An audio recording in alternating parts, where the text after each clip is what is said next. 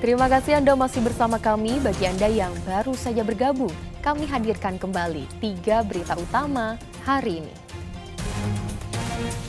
Evakuasi korban banjir yang meninggal dunia di Kabupaten Subang dilakukan dengan perahu karet.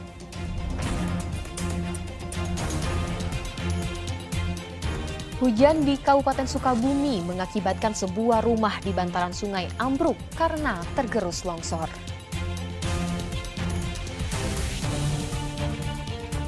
Jumlah korban meninggal dunia akibat penyakit difteri di Kabupaten Garut bertambah 1 menjadi 8 orang.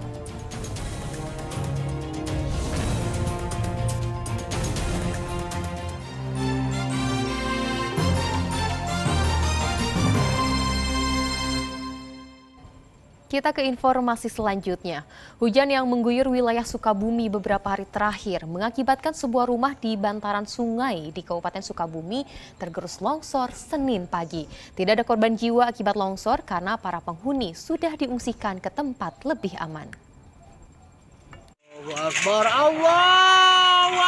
Detik-detik ambruknya rumah seorang warga terekam kamera di Kampung Gudang, Desa Cihelang Tonggoh, Kecamatan Cibadak, Kabupaten Sukabumi. Rumah tersebut ambruk tergerus longsor di bantaran Sungai Cialing.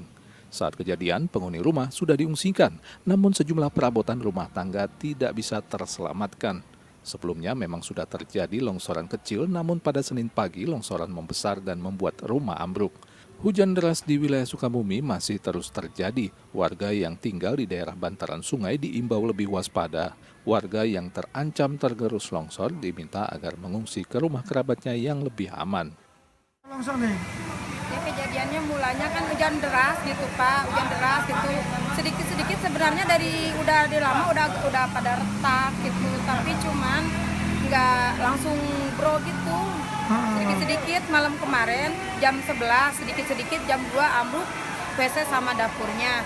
Terus hari sekarang, hari Senin, semuanya ruangan tamu sama semuanya aja ruangan tamu ambruk semuanya. Untuk korban jiwa nggak ada?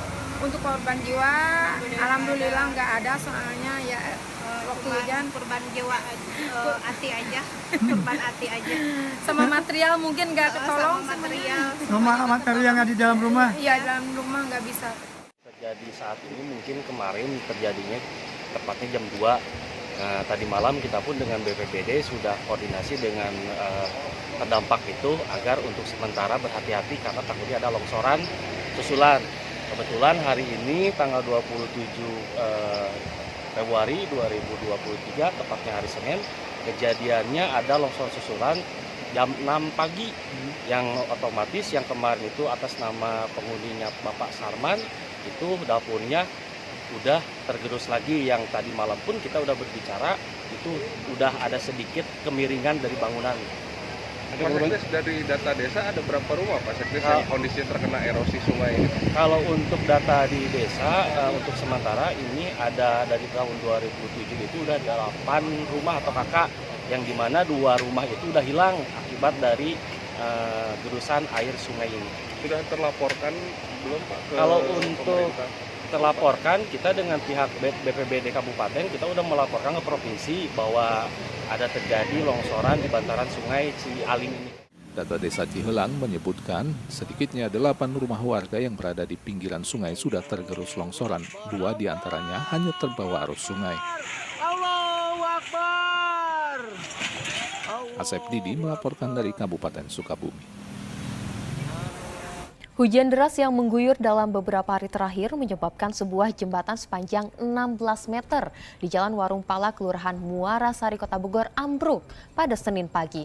Akibatnya jembatan tidak bisa dilintasi warga.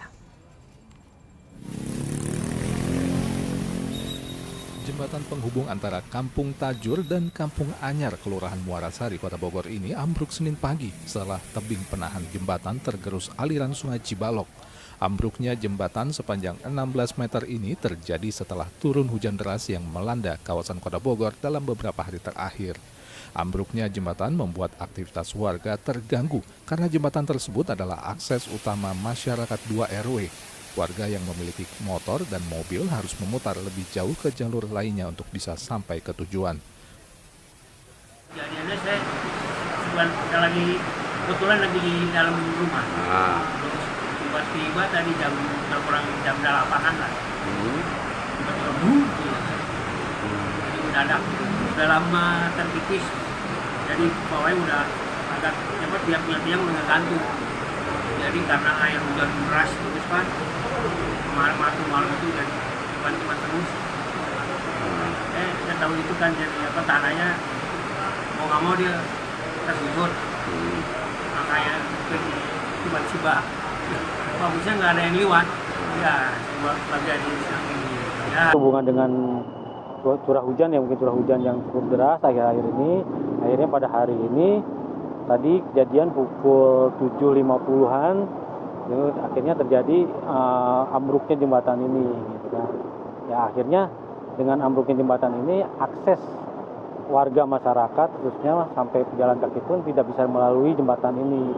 Jadi akses untuk warga untuk ke rumahnya maupun akses ke Kelurahan Muarasari melalui Jalan Warung Pala ini tertutup total. Jadi kami menghimbau gitu mengharapkan untuk instansi terkait, misalnya dinas terkait untuk secepatnya menindaklanjuti untuk pembangunan jembatan Warung Pala ini. Jadi awal memang kejadiannya tergerus saluran air ya. Jadi aliran air dari Sungai Cibalok ini menggerus untuk sampingnya ini longsor akhirnya menggerus ke jembatan ini gitu. Sebelumnya, jembatan sepanjang 16 meter ini sempat ditutup tanggal 28 Agustus 2022 lalu karena tergerus oleh longsor. Warga berharap pemerintah Kota Bogor bisa segera memperbaiki jembatan ini agar bisa mempermudah aktivitas warga sehari-hari. Iwan Kurniawan melaporkan dari Kota Bogor. Ribuan kendaraan terjebak kemacetan parah menuju jalur wisata Lembang, Kabupaten Bandung Barat, Selasa pagi akibat tertutup pohon tumbang. Lebih dari 1.000 unit sepeda motor dan mobil terpaksa antre dan tidak bisa bergerak melintasi Jalan Kolonel Masturi di kawasan Cisarua, Kabupaten Bandung Barat. Kondisi ini terjadi karena di jalur utama menuju kawasan wisata Lembang dari arah Cimahi maupun sebaliknya tertutup pohon tumbang. Tumbangnya pohon karena tanah tebing setinggi 10 meter terkikis oleh longsor. Akibatnya akar pohon bambu terangkat dan menutupi badan jalan. Sejumlah anggota polisi, relawan, dan anggota BPBD Kabupaten Bandung Barat diterjunkan untuk menyingkirkan batang pohon dan material longsoran tanah. Petugas juga menggunakan alat potong gergaji untuk mempercepat proses evakuasi. Bencana alam ini terjadi diduga akibat kondisi tanah labil setelah diguyur hujan dengan intensitas tinggi serta tiupan angin kencang. Beruntung tidak ada korban jiwa dalam musibah ini karena saat pohon tumbang menutupi jalan tidak ada pengendara yang sedang melintas. Seperti yang kita lihat bahwa sekarang kita masyarakat dari pihak Polsek, pihak TNI juga, BPBD berusaha untuk menyingkirkan dulu pohon yang menutupi jalan. Minimal hari ini kita alur lalu lintas supaya normal kembali. Petugas membutuhkan waktu hampir 2 jam untuk menyingkirkan batang pohon dan material longsor hingga arus lalu lintas kembali normal. Muhammad Abbas melaporkan dari Kabupaten Bandung Barat. Pemerintah Kabupaten Garut terus melakukan imunisasi penyakit difteri kepada anak pasca ditetapkannya kejadian luar biasa atau KLB difteri di Desa Sukahurip, Kecamatan Pangatikan, Kabupaten Garut. Jumlah korban difteri yang meninggal bahkan bertambah 1 menjadi 8 orang. Pemerintah Kabupaten Garut meneruskan imunisasi massal untuk mencegah meluasnya wabah penyakit difteri di Desa Sukahurip, Kecamatan Pangatikan yang menjadi daerah penyumbang kasus difteri hingga terjadi kematian. Imunisasi dilakukan terhadap anak dalam rentang usia 2 bulan hingga 15 tahun yang belum mendapatkan imunisasi difteri, terutama di sekolah-sekolah di mana terdapat anak yang menjadi korban. Selain itu, vaksinasi juga dilakukan di posyandu bagi bayi atau balita.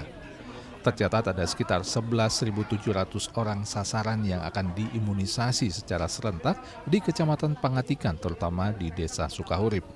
Data terbaru Dinas Kesehatan Kabupaten Garut juga menyebutkan 1 lagi pasien penderita difteri dari Desa Sukahurip meninggal dunia, sehingga menjadi 8 orang. Dan 9 orang korban masih menjalani perawatan di rumah sakit. Selain itu, agar wabah difteri tidak meluas ke wilayah di sekitar Desa Sukahurip, pemerintah akan memperlakukan pembatasan mobilitas warga keluar masuk desa. Update untuk kasus yang dugaan difteri ya hari ini yang meninggal berjumlah 8 orang, kemudian yang dirawat ada 9 orang, 3 orang yang suspek, 6 orang yang positif. Kita akan melakukan langkah-langkah pembatasan mobilitas masyarakat untuk keluar masuk daerah KLB. Selain itu kita juga melaksanakan tracing bagi kontak erat yang kontak dengan pasien atau suspek difteri ini. Imunisasi massal akan dilakukan selama 3 putaran dengan target sasaran anak-anak di rentang usia 2 bulan hingga 15 tahun. Eko Setiabudi melaporkan dari Kabupaten Garut. Dampak cuaca buruk dan jelang bulan Ramadan, harga komoditi sayuran di pasar tradisional Kosambi, Kota Bandung mengalami kenaikan yang cukup signifikan. Kenaikan terjadi pada harga cabai merah dan bawang putih.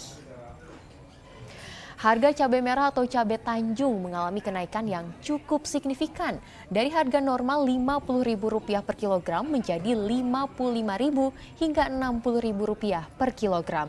Sedangkan untuk bawang putih naik dari Rp28.000 menjadi Rp30.000 per kilogram. Menurut pedagang, cuaca buruk menyebabkan naiknya harga komoditi sayuran yang cukup signifikan. Apalagi saat ini semakin mendekati datangnya bulan Ramadan.